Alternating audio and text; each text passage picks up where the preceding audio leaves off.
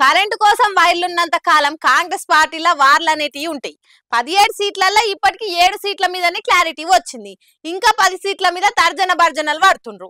ఇక ఖమ్మము, నాగర్ కర్నూలు అసొంటి సీట్లల్లో సీనియర్లతోటి పంచాదులు ఏటూ దిగుతలేదట. నాగర్ కర్నూలు లోక్సభ సీటు నాకే ఇయ్యాలనని సంపత్ కుమార్ అన్న సోనియా గాంధీకి ఉత్తరం రాసిండు. ఈడికెంచి కాంగ్రెస్ తరపున మల్లు రవి, సంపత్ కుమార్లు టికెట్ ఆశిస్తున్నారు. ఎవరి కాలు సీట్ కోసం ట్రై చేస్తున్నారు. నేను 30 ఏండ్ల సంధి కాంగ్రెస్ పార్టీ కోసం నమ్మకంగా పనిచేస్తున్నా. ప్రతిసారి టికెట్ విషయంలో నాకు అన్యాయం అవుతుందని లెటర్ రాసుకొచ్చిండు. నాగర్ కర్నూలు లోక్సభ స్థానంలో మాదిగల ఓట్లు ఎక్కువ ఉంటాయి, మాలల ఓట్లు తక్కువ ఉంటాయి అని చెప్పిండు. కాబట్టి నాకే టికెట్ ఇయ్యాలి మేడం అని కోరిండు. అంతేకాకుండా మల్లు రవికి ప్రభుత్వాధికార ప్రతినిధి పదవి ఇచ్చిండ్రు. కేబినెట్ హోదా కూడా ఉన్నదని యాద్ చేసిండు. ఈసారి నాకు లోక్సభ ఎంపీ సీట్ ఇయ్యాలని అనుకొచ్చిండు. నాగర్ కర్నూలు నుంచి సిఈసి ఒకటే పేరును ప్రతిపాదించినట్లు తెలిసింది. అది కూడా మల్లు రవి పేరును ప్రతిపాదించిరని తెలిసింది. సిఈసి సభ్యులు అసలే ఒకే పేరును ఎలా ప్రతిపాదిస్తారు మేడం అని గట్టిగా నిలదీస్తట్టే లెటర్ల రాసుకొచ్చిండు. 4 సార్లు ఓడిపోయిన నాయకునికి మళ్ళా నిలబెడతామంటే ఏందన్నట్టు అని మండిపడ్డాడు.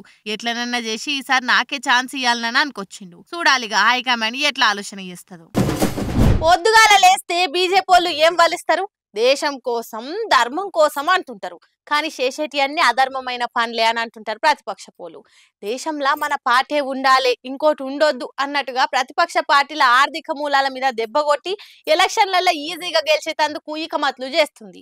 దర్యాప్తు సంస్థలను జేబులో పెట్టుకొని ఉస్కో అని ఇష్టం ఉన్నట్టు ఆడిస్తుండ్రని మండిపడుతున్నారు. దరిద్రుడు కలగంటే కలల కూడా వడగండ్ల వాన కురిసిందట. ఆగో అట్లనే ఉన్నది కాంగ్రెస్ వాళ్ళ పరిస్థితి. అసలుకే దేశంలోనే కష్టాల సుడిగుండాలు ఈదుతున్నది పార్టీ. మొన్నటి 5 రాష్ట్రాల ఎన్నికల్లో కూడా 3 రాష్ట్రాలను ఒడగొట్టుకుని తెలంగాణ గెలిచి ఇజ్జత్ దక్కించుకున్నది. మూల్గేనక్క మీద తాటి పండు పడ్డట్టు కాంగ్రెస్ పార్టీ అధికారిక ఖాతాలున్న పైసలను ఐటీఓలు ఫ్రీజ్ చేసిండ్రు. ఆమ్దాన్ మీద పన్ను కట్టుట్ల తేడాలున్నాయని ఐటీఓలు ఖాతాలకు లాక్లేసి పైసలు తీయకుండా చేసిండ్రు. ఎలక్షన్ల ముంగట కాంగ్రెస్ వాళ్ళ ఆయువు పట్టు మీద దెబ్బ కొట్టి గెలిచేందుకు బీజేపీ చేసిన కుట్ర ఇదని సోనియా గాంధీ మేడం మండిపడుతున్నది. ఇన్నేళ్ల రాజకీయ చరిత్రలో ఇసొంటి బట్టెవాస్ పని ఎవ్వరు చేయలేదని బీజేపీ మీద దుమ్మెత్తి వస్తుంది. ఎలక్టోరల్ బాండ్ల మీద మీకన్నా 1000 కోట్లు ఎట్లొచ్చినాయి?